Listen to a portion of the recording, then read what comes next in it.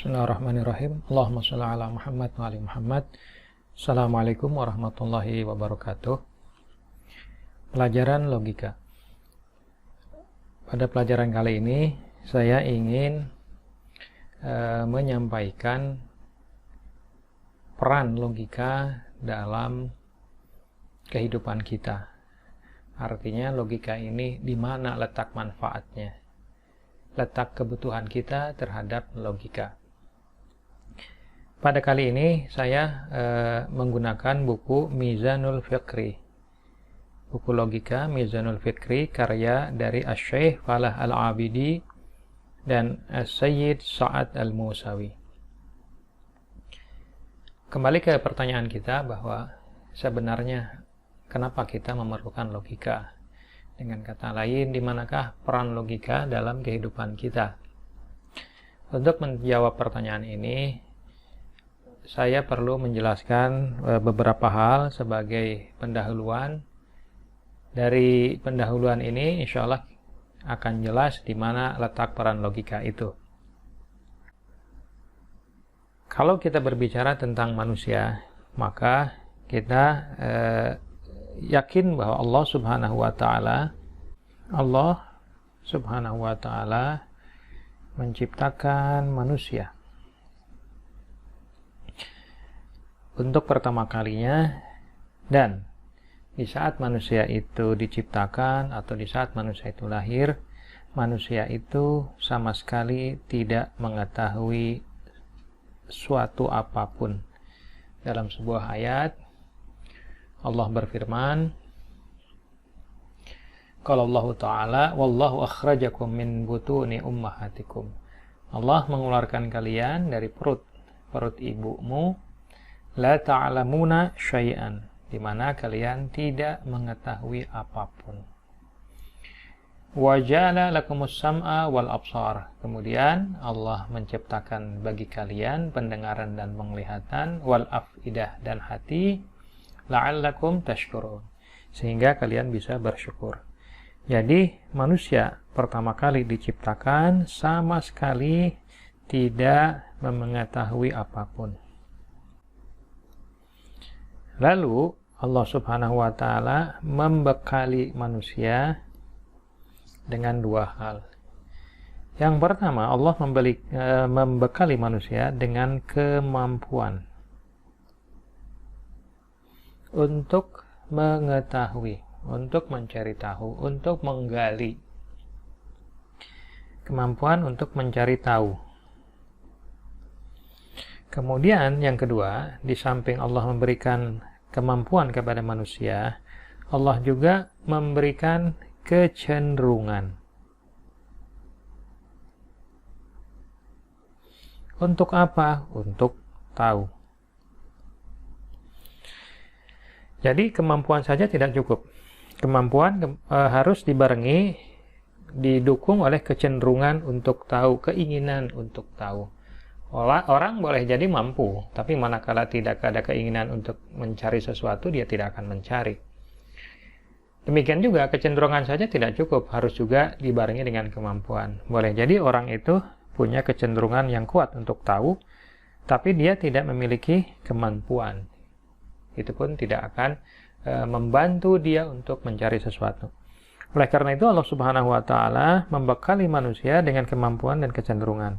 Kemampuan dan kecenderungan ini murni merupakan pemberian dari Allah Subhanahu wa Ta'ala. Manusia tidak mengusahakan dengan sendirinya kemampuan dan kecenderungan itu. Kemampuan dan kecenderungan itu merupakan sebuah anugerah yang dibekalkan, yang diberikan kepada manusia di saat manusia itu dilahirkan. Nah, berbekal dengan kemampuan dan kecenderungan inilah akhirnya manusia dapat mulai sedikit demi sedikit mengetahui segala sesuatu.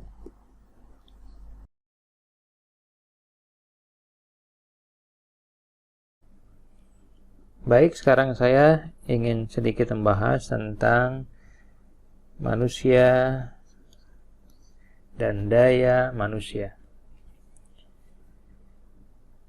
Sebagai contoh dalam ilmu akhlak, kita mengenal yang disebut dengan kuwatun syahwaniyah, atau yang disebut dalam bahasa Indonesia dengan daya syahwani. Ini adalah salah satu daya yang Allah berikan kepada manusia. Tugas daripada daya syahwani ini adalah mendorong manusia untuk mencari kenikmatan atau syahwat terkait dengan makan, minum, dan sebagainya. Di samping kuwatun syahwaniyah,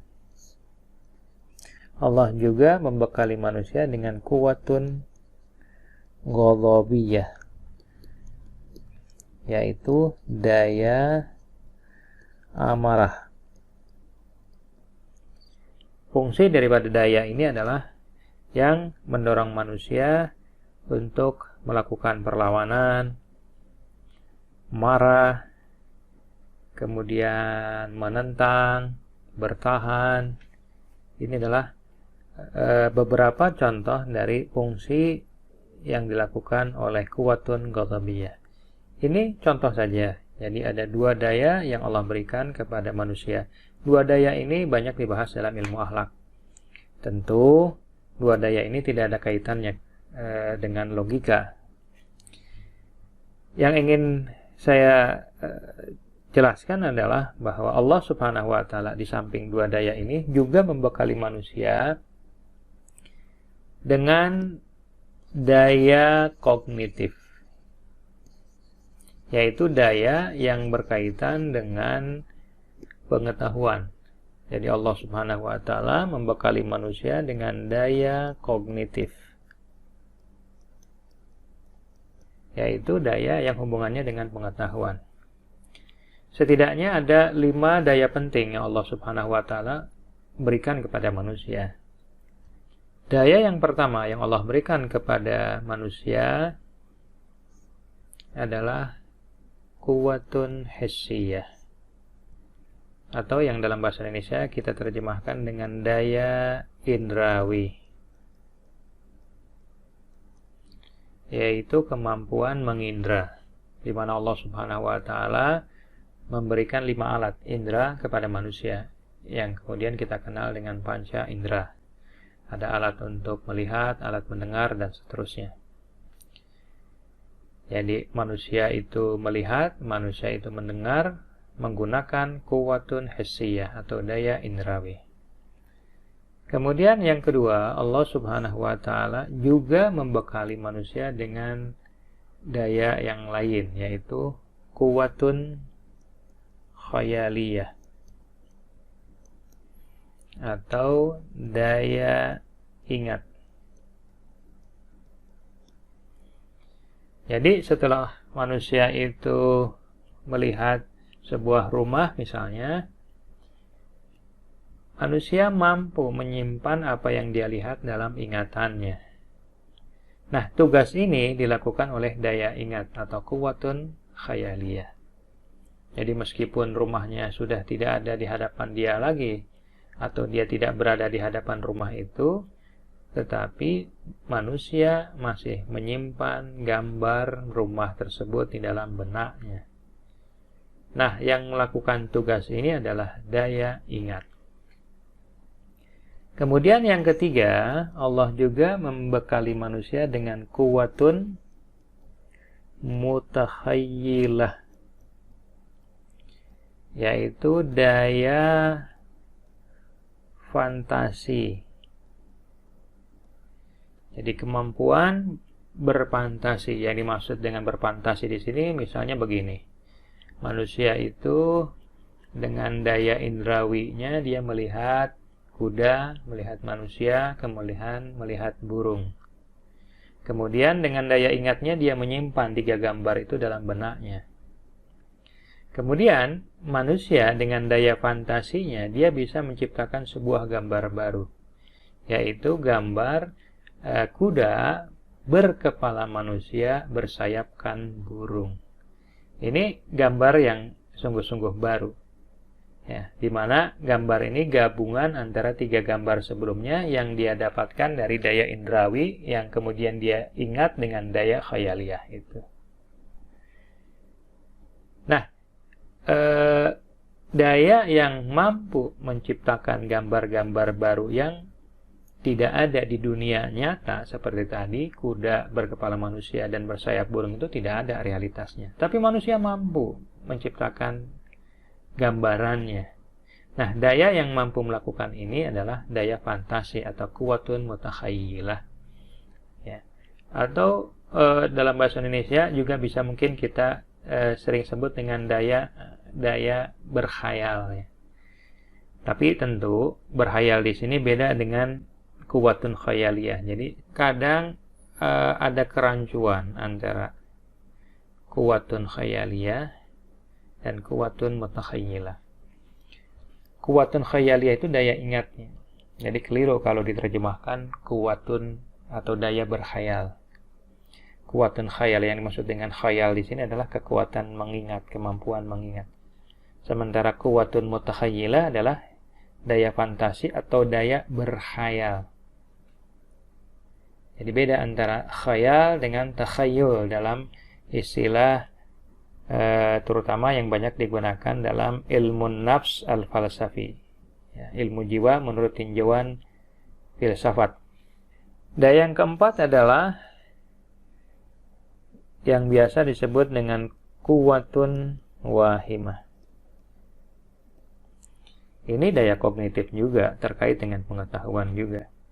Kuwatun wahimah itu adalah sebuah daya dalam diri manusia yang mampu menangkap, mengetahui hal-hal yang tidak mampu ditangkap oleh indera. Misalnya, seorang ayah, dia tahu mencintai anaknya. Dia tahu persis bahwa dirinya mencintai anaknya. Dia mengetahui cintanya terhadap anaknya. Nah, kecintaan ini sudah pasti tidak diperoleh melalui indera. Dengan indera apa kita mau mengetahui rasa cinta itu? Dengan mata juga tidak. Dengan mendengar juga tidak. Dengan yang indera peraba juga tidak. Nah, pertanyaannya dari manakah seorang ayah bisa tahu, atau dengan daya apakah seorang ayah bisa tahu bahwa dia mencintai anaknya? Dengan daya apakah kecintaan terhadap anak itu dapat diperoleh? Jawabannya adalah ada sebuah daya dalam diri manusia yang disebut dengan kuwatun wahimah. Atau saya tidak tahu persis terjemahannya apa kuwatun wahimah ini. Mungkin kalau mau asal kita terjemahkan aja, kita sebut aja daya waham. Walaupun waham dalam kamus bahasa Indonesia dia memiliki arti lain. Tetapi oke lah, untuk sementara kita terjemahkan saja kuwatun wahimah itu sebagai daya waham, yaitu atau kuwatun wahimah adalah daya yang memungkinkan manusia untuk mengetahui hal-hal yang tidak dapat dijangkau oleh indera. Contohnya tadi ya, seorang ayah bisa tahu kecintaannya terhadap anaknya. Kemudian yang terakhir, Allah Subhanahu wa taala membekali manusia dengan kuwatun akliyah atau daya rasional. Yaitu sebuah daya yang memungkinkan manusia untuk mengetahui apa yang tidak dijangkau oleh daya indrawi maupun oleh daya waham. Jadi ketika keduanya ini sudah tidak mampu lagi menjangkau hal-hal di luar kemampuan mereka, datanglah peranan kuwatun akliyah, di mana daya rasional ini mampu menjangkau hal-hal yang tidak dijangkau oleh indera dan waham. Misalnya adalah terkait dengan hal-hal yang bersifat universal. Manusia itu mengetahui hal-hal yang bersifat universal. Ya, misalnya kecintaan. Ya, manusia tahu apa itu arti cinta. Pertanyaannya, hakikat cinta, arti cinta itu diketahui dengan daya apa? Tentunya tidak dengan daya indrawi maupun dengan daya waham, apalagi dengan daya fantasi. Hakikat cinta itu diketahui oleh daya rasional. Lantas, mungkin pertanyaannya adalah apa bedanya kewatun akliyah dengan kewatun wahimah? Kecintaan terhadap anak itu diperoleh melalui daya waham. Sementara arti cinta, hakikat cinta itu diperoleh melalui daya rasional. Apa beda antara kecintaan kepada anak dengan hakikat cinta? Bedanya adalah kalau kecintaan terhadap anak itu jadi kecintaan yang khusus terkait dengan seorang anak. Sementara arti cinta itu dia tidak berbicara kecintaan kepada anak ataupun kepada yang lainnya. Dia hanya berbicara tentang cinta, tidak lebih dari itu. Entah kecintaan kepada anak, kepada orang tuanya, kepada negaranya, kepada bangsanya. Sama sekali itu tidak diperhatikan. Jadi akal ini hanya memperhatikan apa sih yang dimaksud dengan cinta itu. Nah, kemampuan yang bisa mengantarkan manusia pada pemahaman terhadap hakikat sesuatu yang bersifat universal, artinya tidak terkait dengan objek-objek tertentu, itu adalah daya rasional.